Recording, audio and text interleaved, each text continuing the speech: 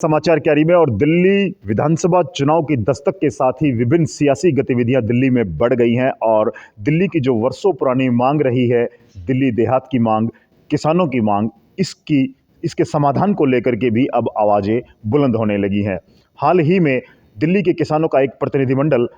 दिल्ली के भाजपा सांसदों के साथ कृषि मंत्री शिवराज सिंह चौहान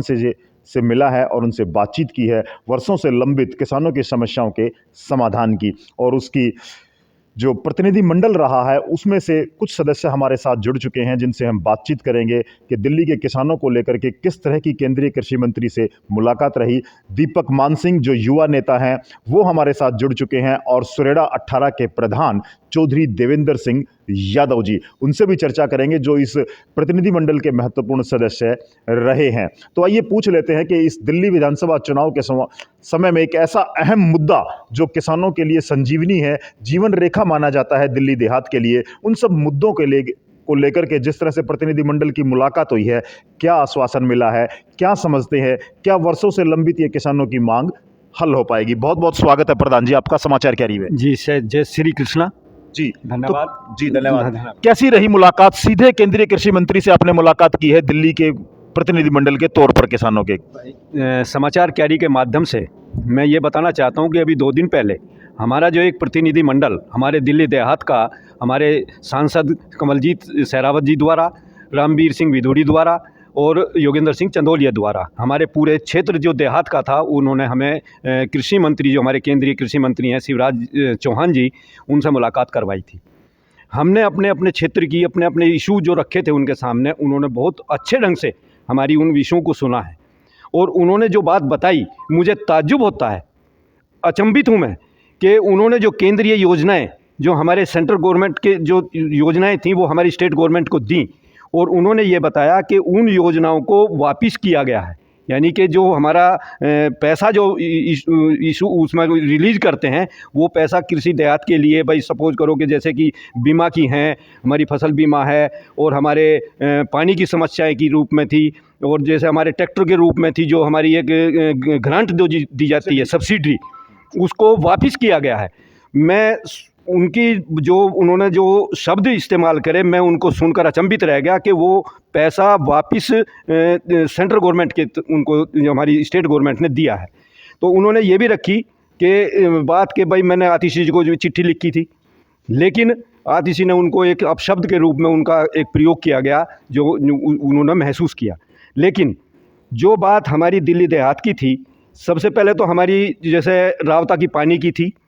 हमारे बिजली की थी कि बिलों की उसमें जो बढ़ चढ़ के बिजली के जो बिल आ रहे हैं उसमें भी वो समस्याएं हमारे उसमें सामने रखी थी। कुछ और हमारे इशू थे कि जैसे हमारा MSP नहीं मिलता है मंडियों में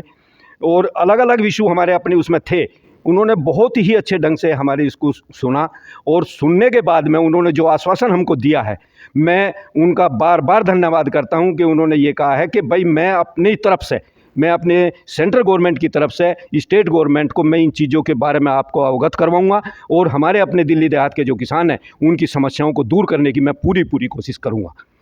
जैसे कि मैंने तो एक इशू ऐसा उठाया था, क्योंकि जैसे हमारे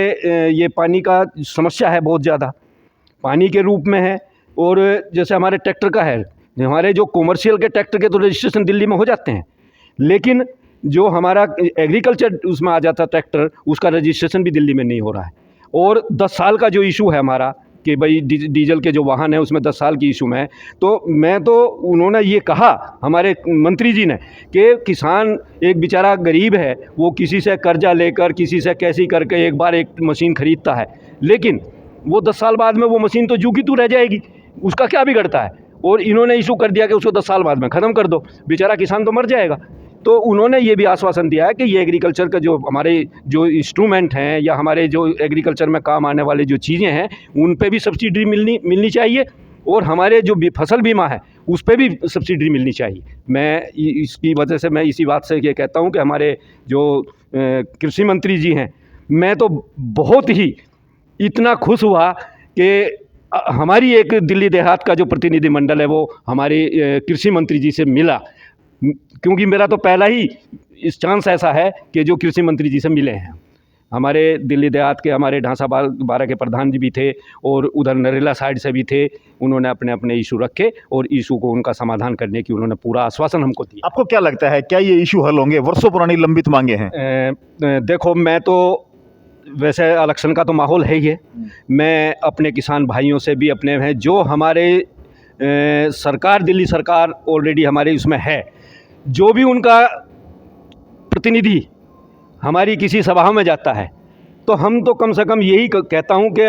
उस इशू को उठाए कि भाई हमारे जो कृषि के लिए, हमारे किसान के लिए जो चीज़ें सरकार उपलब्ध कराती है उसको हमारे यहाँ लागू क्यों नहीं किया जा रहा।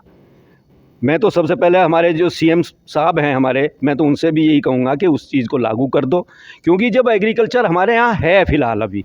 कोई एग्रीकल्चर कोई ख़त्म थोड़ी हो गया है कि जिसमें कम से कम भी 75-80 हज़ार एकड़ ज़मीन जिस पर हम फसल कर रहे हैं, तो वो तो हमारे किसान की है और उनको हमारा कोई भी किसी तरह का ना मुआवजा मिलता है, ना किसी तरह की कोई हमारी उनकी सब्सिडी मिलती है, जिसमें से खाद और बीज की दुकान तक भी हमारे यहाँ, जिसमें हमारे इलाके में नहीं है कि सरकारी दुकान की जो हम कहीं से बीज खरीद सकें और किसी चीज़ को हम उससे ले सकें। अनाप शनाप की जो कीमत हैं, ये हमारी प्राइवेट दुकानें हैं, जिसमें से आज डीएपी का कट्टा आज 1350 रुपये गवर्नमेंट का रेट है और उसको 1700 में 1800 रुपये में जैसा किसान का मुंह देखते हैं वैसी उनसे पैसा वसूलते हैं वे। तो चलिए, देवेंद्र यादव जी से हमने बात की है, सुरेडा 18 के प्रधान हैं और तमाम ऐसे मुद्दे हैं जो दिल्ली के देहातों के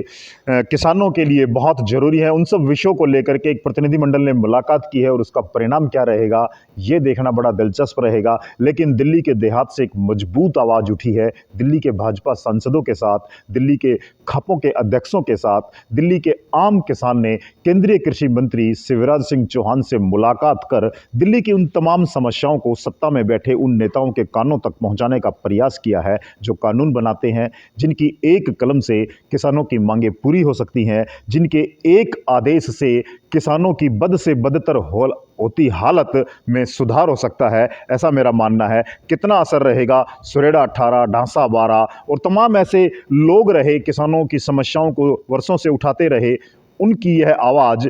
कितनी दमदार साबित होगी और किसानों को इसका कितना फल मिलेगा, ये आने वाला समय तय करेगा।